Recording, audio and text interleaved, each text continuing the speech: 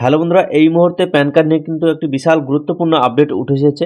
আপনাদের যাদের pan card রয়েছে অবশ্যই এই কাজটি আপনাদেরকে করতে হবে, না হলে পারে কিন্তু প্যান কার্ড আপনার বন্ধ হয়ে যাবে বা নিষ্ক্রিয় হয়ে যাবে।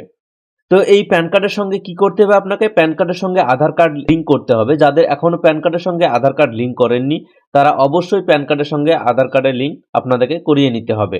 তো এই নিয়ে কি আপডেট আছে বিস্তারিত কিন্তু এই ভিডিওতে জানাবো, তাই ভিডিওটি শেষ পর্যন্ত দেখতে থাকুন। আর চ্যানেলে নতুন হলে চ্যানেলটি সাবস্ক্রাইব করে পাশের বেল আইকনটি বাজিয়ে অল নোটিফিকেশন অপশনটি কিন্তু সিলেক্ট করে রাখবেন। তো শুরু করা যাক এই প্যান কার্ডের সঙ্গে আধার কার্ড লিঙ্ক নিয়ে কি আপডেট উঠে এসেছে। যদি আপনার প্যান কার্ডের সঙ্গে আধার কার্ড লিঙ্ক করা না থাকে তাহলে আজই আপনি প্যান কার্ডের সঙ্গে আধার কার্ড লিঙ্ক করে নেন। 31শে ডিসেম্বরের মধ্যে আপনাকে প্যান কার্ডের সঙ্গে আধার কার্ড লিঙ্ক করতে হবে, না হলে পারে কিন্তু আপনার প্যান কার্ডটি বন্ধ হয়ে যেতে পারে। 2026 সালেই 1 জানুয়ারি থেকেই নিষ্ক্রিয় হয়ে যাবে, আয়কর দপ্তরের তরফ থেকে এমনটাই কিন্তু নির্দেশ দেওয়া হয়েছে। আয়কর আইনে 139 এ অনুযায়ী সকলের বাধ্যতামূলক আধার কার্ড প্যান কার্ড লিঙ্ক করা।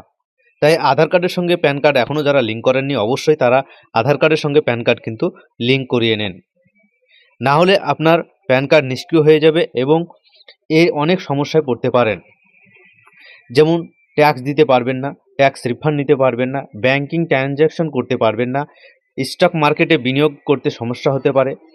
প্যান কার্ড নিষ্ক্রিয় হয়ে গেলে টিডিএস এবং টিসিএস এর বেশি কাটবে, এই ধরনের আরও ইত্যাদি অনেক কিছু কিন্তু আপনাদের সমস্যা হতে পারে।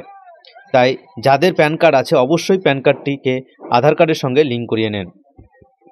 তো আজকে এই তথ্যটি দেওয়ার ছিল। ভিডিওটি যদি ভালো লাগে অবশ্যই একটি লাইক করবেন, আর চ্যানেলে নতুন হলে চ্যানেলটি সাবস্ক্রাইব করে পাশের বেল আইকনটি বাজিয়ে অল নোটিফিকেশন অপশনটি কিন্তু সিলেক্ট করে রাখবেন। তো দেখা হচ্ছে নেক্সট পরবর্তী ভিডিওতে।